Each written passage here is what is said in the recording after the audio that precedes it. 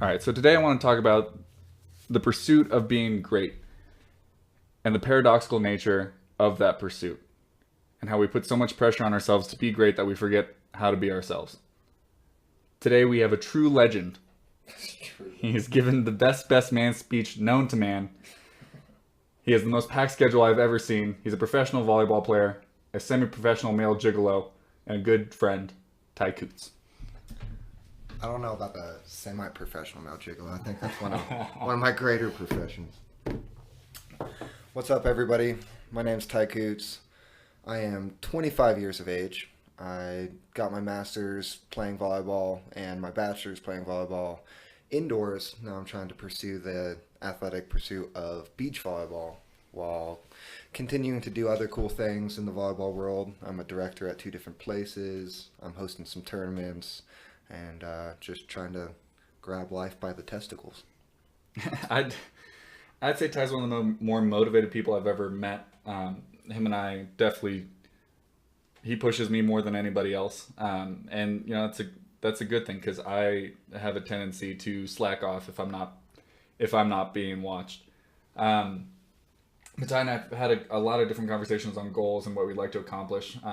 We have a daily tracker that we send to each other so that way we can see when the other person's not doing what they're supposed to be doing. Which really helps, I think.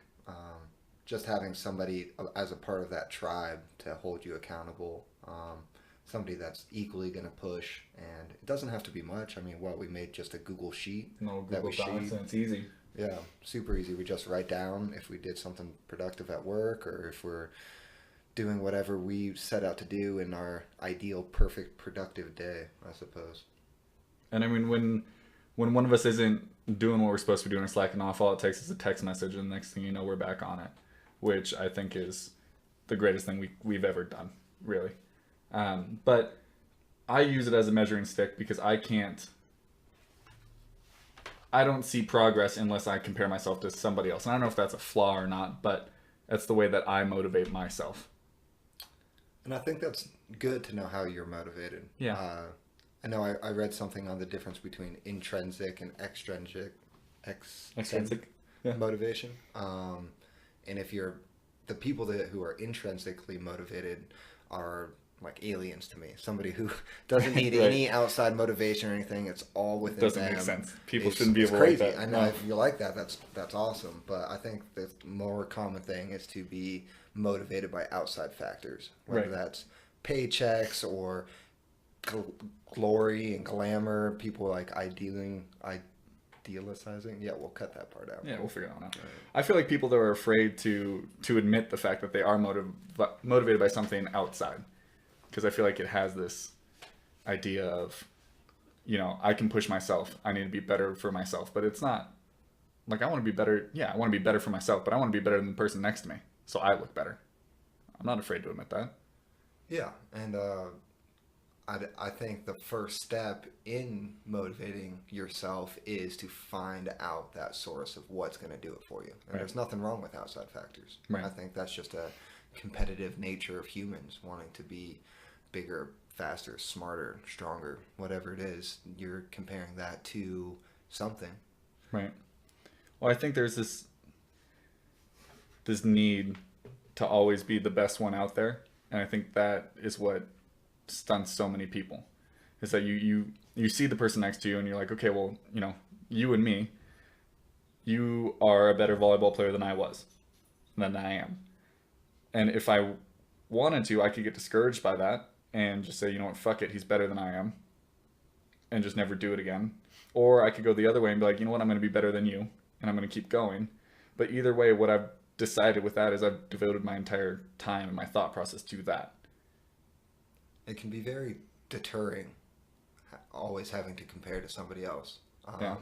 Me, as I'm trying to, I mean, I'm nowhere near professional level at the beach volleyball yet, and trying to break through to that level, of course, there's a lot of comparisons to the top players in the world.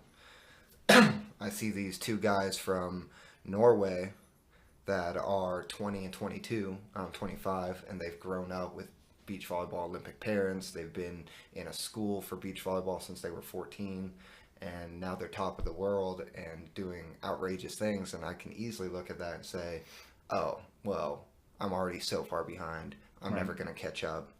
What am I doing? Might as well quit. Right.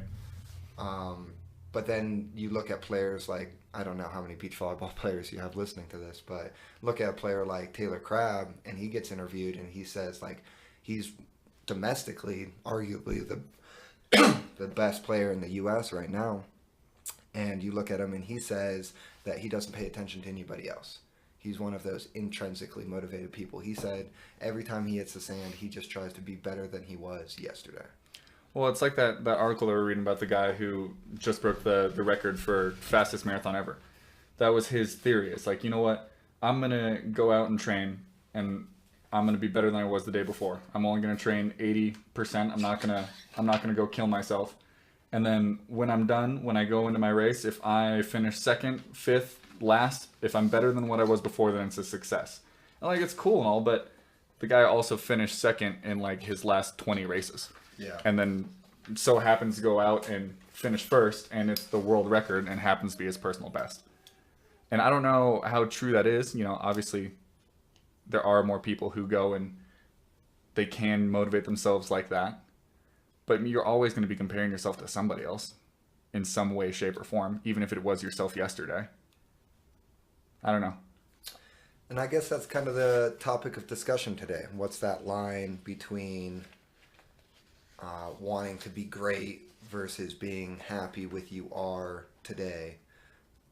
Trying to not get depressed by having to like succumb to this overall greatness that's never going to be attainable compared to, you know what, I got a little bit better today and I'm okay with that. But is that complacent? Is that, you know what, I'm not trying to be great anymore, so I'm just going to be complacent where I am today?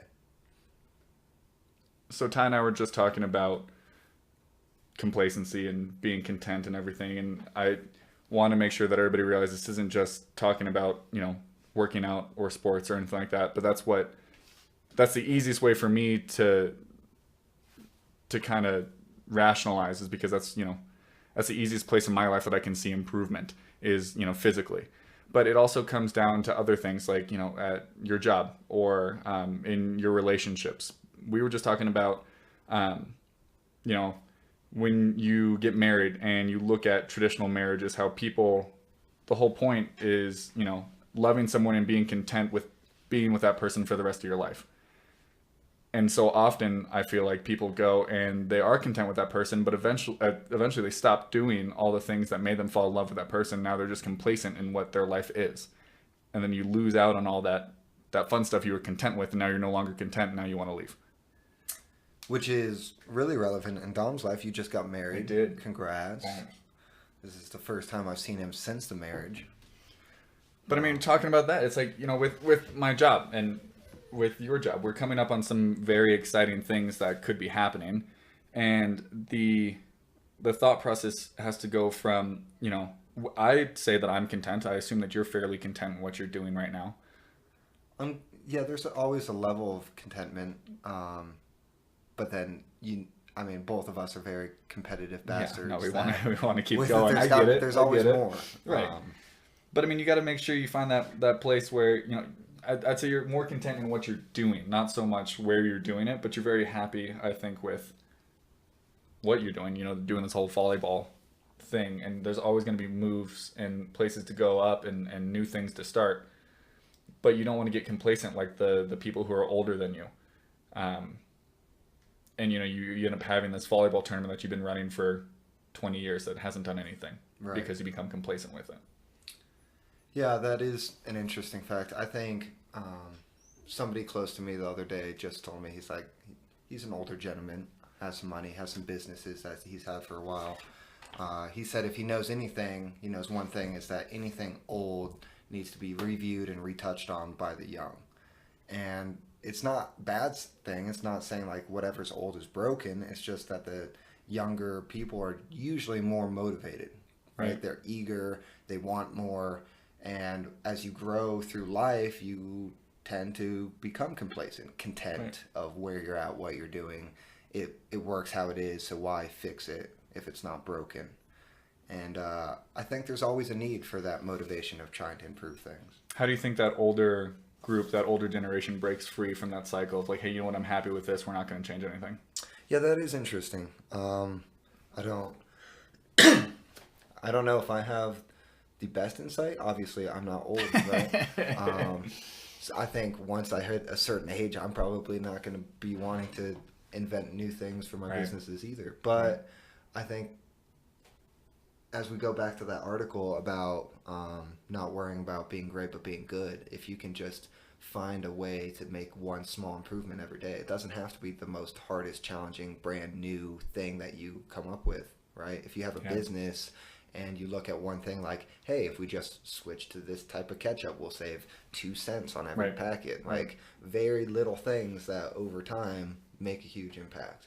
Whether that be your business, whether that be for you physically or in your relationship. You know what, like every day, like I'm going to tell my wife or my girlfriend or my husband or my boyfriend, I love you in the morning. And I'm just going to commit to that. Little things. Right. And that's the whole idea behind our little checklist. And that's the whole idea behind it. It's not, it's 6 or 8 things that we do every day. And one of them on mine is, tell my wife that I love her. Because if I can do that every day, then you know what? At the end of the day, if I didn't get anything else accomplished, at least that I'm happy. And I feel like that's a big step in my life. Which I love that, by the way. I saw that on yours. I was like, oh man, that's such a good one. That's a good one. But seeing even that little competitiveness in us, you're like, fucker, that was a good choice. Man, he made a better thing. He made a better thing. But I mean, that's the thing. It's the goal of this whole thing is to, every Monday morning you turn this on, you listen to it. It gives you a little push into the rest of your week because I want you guys to make sure that you're growing and getting better. And the problem that I have with any of these other like self-help, motivational bullshit things is that they all tell you the right way to do it, but you don't know if that's the right way for you. And so like, I just want to make sure that everybody understands like, hey, you have different motivational styles. You have different motivational things that you can do. Look at all of them, figure it out for yourself, and then find somebody who can help you. Because I don't think that if you're listening to this, you need help. If you're listening to this, you're going to need help being motivated. So you got to find somebody to help motivate you, I mean, I listen to podcasts all the time, and it's another way of a motivation for me. I think this is a great tool, the long form, unedited speech to other people out there that who knows if. Well, because now you're having a conversation with them, and it doesn't even really matter. No, and if you already listen, if you choose to click on a podcast to listen to something to motivate you, you're already taking a step in the right direction, right? You can like make little check boxes like listen to a podcast every day. Boom, nailed it, right? It took 5 minutes out of my day, but now I feel like I accomplished something and I got motivated, and it leads to other things throughout your day. Do you do something special for yourself when you complete so many of your checklists in a certain period of time? Like if I look at my checklist and I do everything on that, like all 6 boxes or however many, I have all 6 boxes for a week straight. Do you give yourself something cool? Ooh, I like that. Like a reward system. No, but I think I should implement that. That's what we should definitely be doing. Or punishment if you don't do anything. I guess that's a little more negative, isn't it? Yeah. So the great thing about our checklist that we keep talking about, we just made it a couple months ago. I just put on there, I sat down, I thought, if I had the perfect day. It started because I read the book, Own Your Day, Own Your Life. We can put it in the show notes who the author is, but I can't remember. But it was just optimized practices of how, like, take one step of every single day to do something. And he laid out a perfect day in his mind and how to achieve that perfect day. And I was like, okay, what's a perfect day look like for me? Like, if I can be 1,000% content and happy at the end of the day, going to bed, thinking, man, I killed it today. What does that day look like? And on mine, it has wake up before 8 o'clock. I put 7 o'clock originally. I changed that. 7 o'clock's so hard for me. 8 o'clock, that's doable. I work late. But I mean, that's the first thing right there. Is like you have to understand what is doable for you. Don't go out and make unobtainable goals. Don't go out and think that, hey, just because this is what I think I need to do to be amazing and be the best person I have. If you're not going to complete the goals, then what's the point in doing those? Yeah, that's just going to deter you even more. Like, you're not going to complete it. Wake up and work out at 4 a.m. every day, and then if you don't do that 2 weeks, you just feel shitty about yourself. You're like, oh, I'm not meeting any of my goals because they're not realistic. Smart goals. Smart goals. Specific, measurable, achievable, realistic, and time sensitive. Man, I can't believe I just remembered that. That's good. But yeah, just make them realistic. I mean, wake up before 8. I can do that. Eat a healthy breakfast. All right, pretty vague.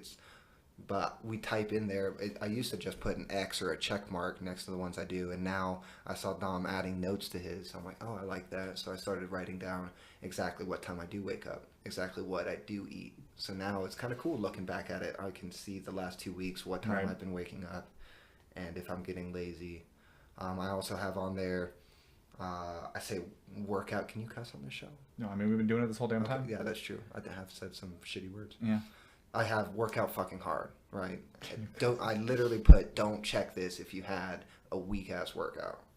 Which some days I write in there, I said like, oh, that was just I slacked on that workout. Some days I'm like, oh, I fucking killed it. But it's a way to measure, like I can go back and see how hard I have been working on that. I also have simpler things like read a book or meditate, journal, listen to a podcast. I don't think it's on there, but I should add to that category.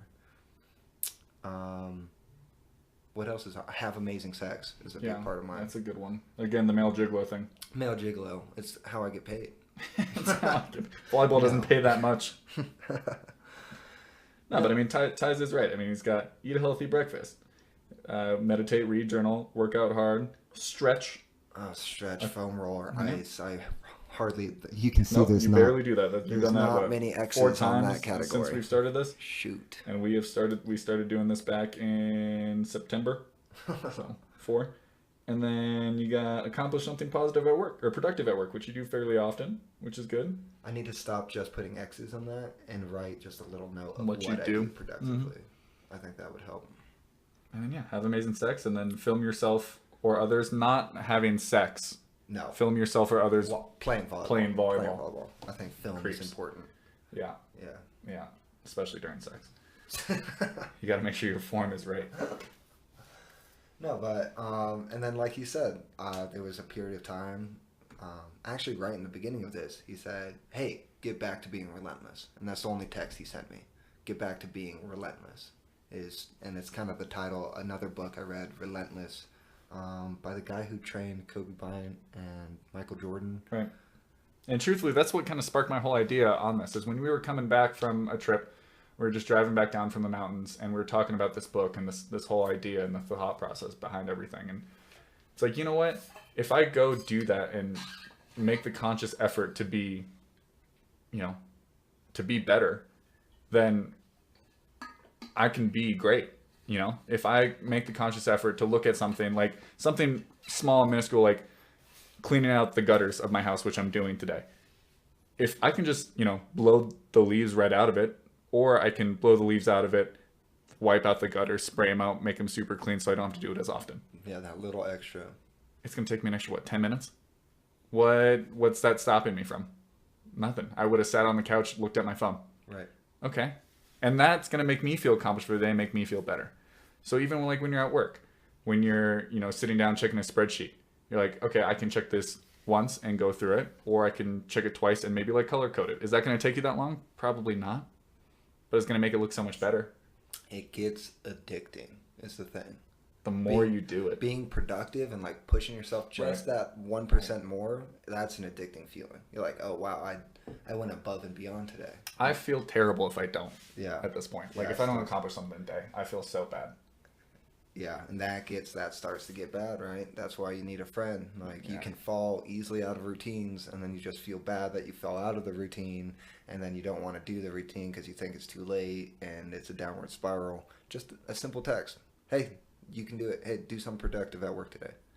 Hey, make sure you read a book if you have time today. Oh, cool. Little reminders of he's with me, he's supporting me.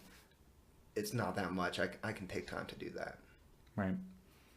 Again, that's the whole moral today, is I want to make sure that everybody understands, hey, you guys got this. And this is our text to you. This is our reminder to you that you guys can do whatever you need to do.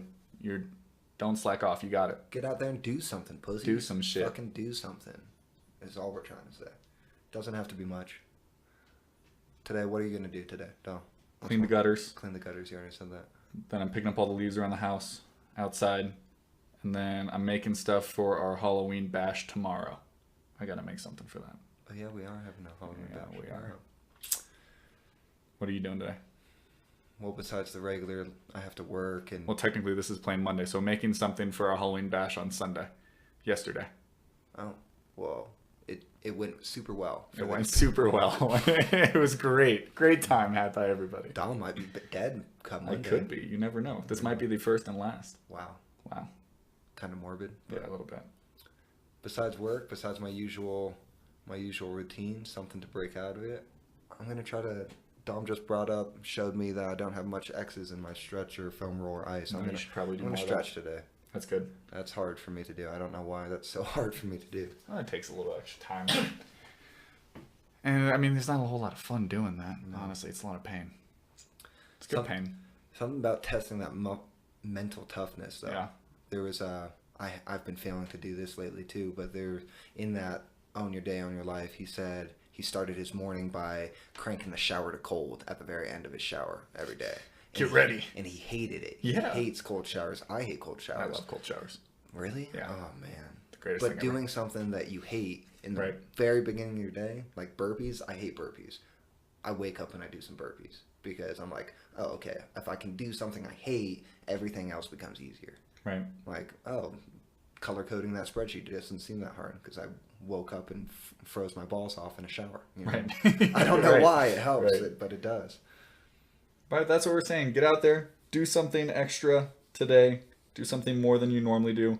Even if that's just being positive to somebody else, even if that's going making 6 extra copies for work, or I don't know, whatever you do. But make something more than what you did before. Start small. Don't try to make it too big. Start small. Little things matter. Well, thanks for listening. Like I said, this is the first one. Going to come out every Monday for everybody. And then, keep up with us. Visit the website, visit our Twitter, share it, do everything you want to do. We look forward to